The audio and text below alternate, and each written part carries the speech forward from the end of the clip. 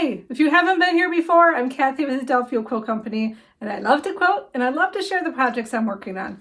The project I have for you today is this little book cover or journal cover. If you're looking for a last minute gift that's pretty easy to sew, then you might like this idea. Basically, you just need some fabric and a journal that could pretty much be any size, and I'm going to show you how to customize it. I hope you like the video.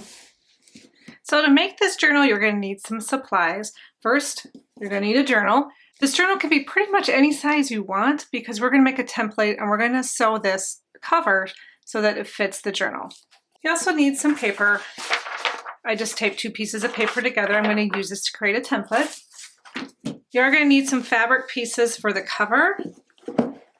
I chose to go with 2 different fabrics, so it had kind of a binding look, and then I did the same for the other 2 sides. And the fabric measurements are going to also depend on how big your journal is, and I'll get to that in just a second. And then for inside the journal, we're going to need some fabric as well. Since we're quilting this, there is another piece of fabric that you don't see that I'm using for the quilt back, so you need a piece of fabric for that. You'll need this main piece of fabric here, and then also some fabric for the pockets that we put the journal in. So first things first is we want to make our template. And to do that, I'm just going to open the journal up and try to get it as flat as I can. You might have to hold the center up so that your binding lies flat. And I'm just going to take a pencil and trace around it.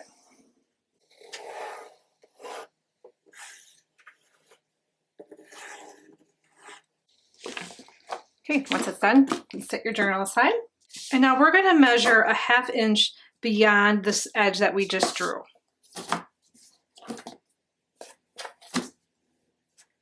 I'm just taking my ruler and then I'm just going to figure out 1/2 inch. And then I'm going to draw a second line.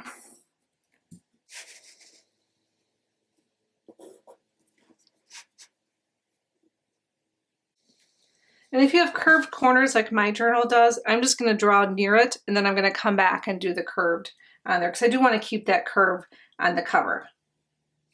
And I'm just going to come back with a smaller ruler and I'm just going to draw a little bit of that curve, kind of turn my ruler around, keeping that 1/2 inch mark until I've got that curve rubbed in.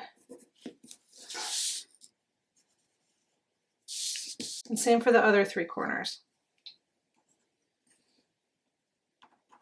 So now I've got the template that I'm going to use to cut the fabric. For the cover, I'm going to start it big and I want it to extend probably about 1 inch or 1/2 inch beyond that outer line that I just drew. That's going to make sure that when I quilt it, it doesn't shrink down and I end up having it too short. So using your template, you need to figure out how big of a piece you need. If you're doing the binding like I did a piece that was 5 inches wide. And as you can see, it goes a little bit beyond, about 1/2 inch, almost 1 inch beyond my lines there. Now for the other 2 sides, you need to take into account that you're going to sew these together. So I'm going to need to add enough to cover that seam allowance. And the seam allowance I'm using is going to be 1/4 inch for these pieces here. So I just need to make sure when I sew it together that it's going to go beyond about 1 inch on the sides here. All right, so I have these pieces cut. I'm going to go ahead and sew them together. Okay, now I have these pieces sewn together. I'm just going to go ahead and I'm going to press the seams open.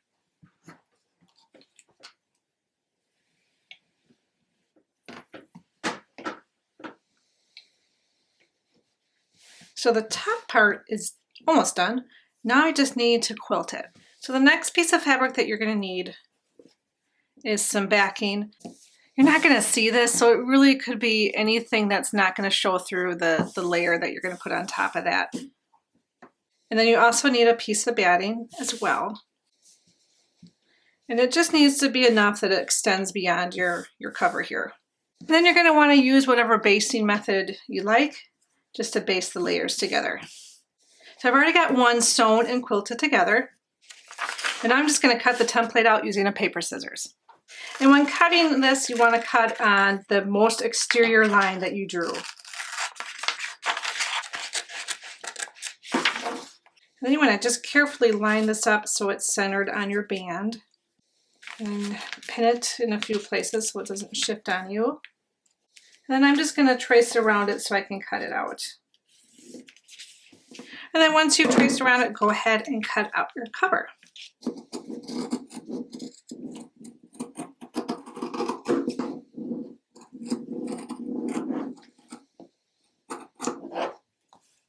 Now we're going to work on cutting the interior piece and the pockets. To start off, I want it to be the same width and the same height, but I do not want to cut the corners yet. So I'm just essentially going to do a rectangle that's the same size as this template. And I'm going to need 2 of those. So if you want, you could layer your 2 pieces together and just cut once. I think I'm going to go ahead and do that. And I'm actually, since I'm just doing a rectangle, I'm just going to use a ruler and a rotary cutter.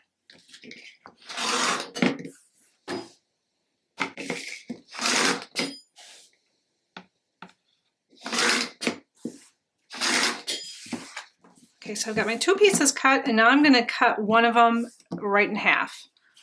I'm just going to fold it to figure out that half mark, and then I'm just going to slice it up the middle. These are going to be the pockets that the cover tucks into. So then I'm just going to fold them in half with the right side of the fabric facing out, and then I'm going to press them.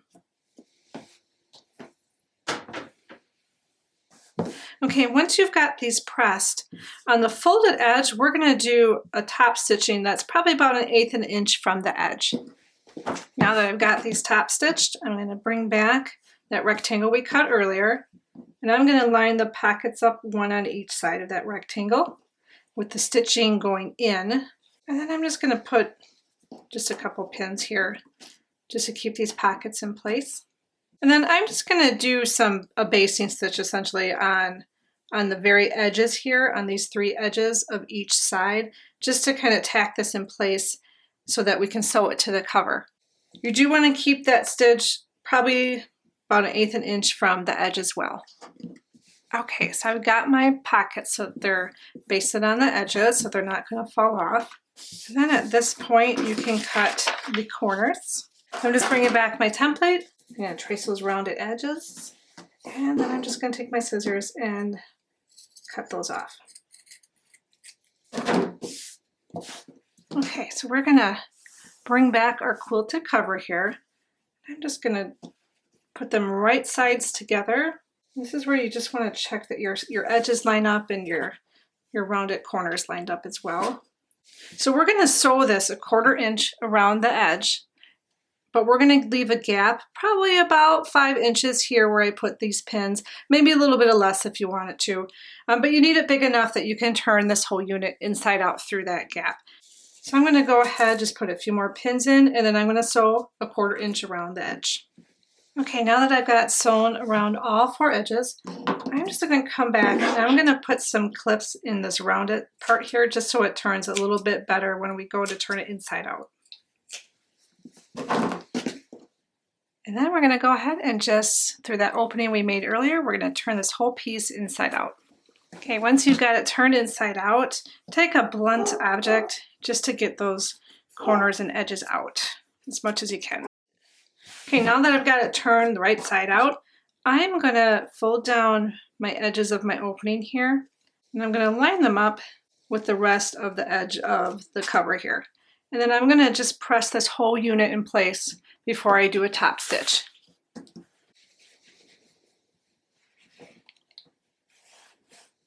You may find it helpful to put a few binding clips on that opening just to keep that together. And just make sure you give your cover a really good pressing on both sides. You want to get as flat as you possibly can.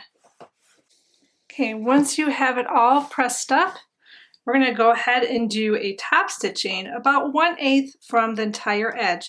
And when you're doing that, just make sure you catch the opening because that top stitching is going to close that up for you. And I'll show you what that looks like on our example piece. You can see it just top stitched really close to the edge there. And then once you're done, you can grab the journal. Front pocket goes in one. You might have to pull it back a little bit just to get that back cover in there. And there you have it. You have a little quilted journal that you can either keep for yourself, which I plan on doing with this one, or you can give it as a gift. I hope that you enjoyed this tutorial. If you haven't yet, please subscribe and visit us at DelaFieldQuiltCo.com. Have a great day.